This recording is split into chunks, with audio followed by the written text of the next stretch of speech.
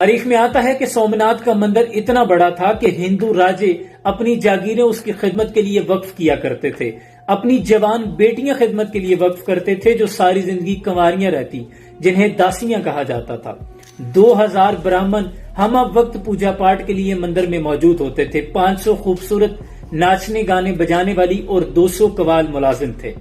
مضبوط 56 ستونوں پہ سومناتھ کی عمارت قائم تھی، اور جس میں مصنوعی اور سورج کی روشنی کا کوئی انتظام نہیں تھا، بلکہ حال میں پڑے قندیلوں میں بڑے بڑے سونے اور ہیرے جواہرات پڑے تھے جو اس عمارت کو روشن کرتے تھے۔ لیکن پھر وہاں اللہ کا مرد مجاہد آن پہنچا، کس کی ہیبت سے صنم سہمے ہوئے رہتے تھے، منہ کے بل گر کے ہو اللہ احد کہتے تھے۔ محمود غزنوی آن پہنچا، اس نے سونے اور چاندی کے بنے ہوئے چھوٹے بتوں کو توڑ کر جب بڑے بت کے پاس پہنچا جو کہ 6 فٹ زمین کے اندر اور 9 فٹ زمین سے باہر تھا، اس کے جب کاندھے پہ جا کے ہتھوڑا رکھا تو اس وقت کے جو بڑے ہندو سردار تھے، معززین تھے، وہ آ کر منت سماجت کرنے لگے کہ جتنی منہ مانگی رقم چاہتے ہو ہم دینے کو تیار ہیں، لیکن اس کو مت توڑنا۔ سلطان محمود غزنوی نے جب اس پیشکش کا ذکر اپنے وزیروں مشیروں کے ساتھ کیا، صلاح مانگی، تو انہوں نے ہمارے طرح کی دیسی دانشوروں والا مشورہ دیا جو سوچ ہمارے ہاں آج پائی جاتی ہے کہ کیا ضرورت ہے جہاد کرنے کی،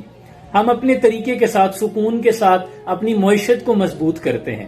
یہی مشورہ انہوں نے دیا کہ کیا ضرورت ہے اس بت کو توڑنے کی، جب ہمیں آرام کے ساتھ اتنی بڑی دولت اور ہیرے جواہرات مل رہے ہیں تو اس بت کو توڑنے کی بھلا کیا ضرورت۔ لیکن سلطان محمود غزنوی کے اندر غیرت ایمانی زندہ تھی، کہنے لگا اس طرح تو تاریخ میں مجھے بت فروش کے نام سے جانا جائے گا، جبکہ میں چاہتا ہوں کہ مجھے بت شکن کے طور پہ جانا جائے۔ اسی کے ساتھ غیرت ایمانی کے ساتھ اس نے اپنے ہاتھ میں پکڑے ہوئے گرز کو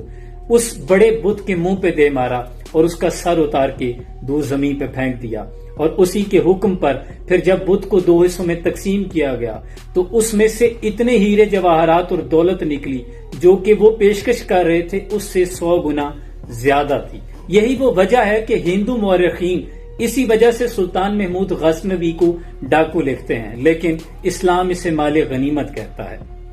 یہ غازی یہ تیرے پورے سرار بندے جنہیں تو نے بخشا ہے ذوق خدائی، 2 نیم ان کی ٹھوکر سے صحرا و دریا، سمٹ کر پہاڑ ان کی ہیبت سے رائی، اور 2 عالم سے کر دی ہے بیگانہ دل کو، عجب چیز ہے لذت آشنائی۔ شہادت ہے مقصود مطلوب مومن، نہ مال غنیمت نہ کشور کشائی، اور نکل کر صحرا سے جس نے روما کی سلطنت کو الٹ دیا تھا، سنا ہے یہ قدسیوں سے میں نے وہ شیر پھر ہوشیار ہوگا۔ انشاءاللہ سلام پہنچے۔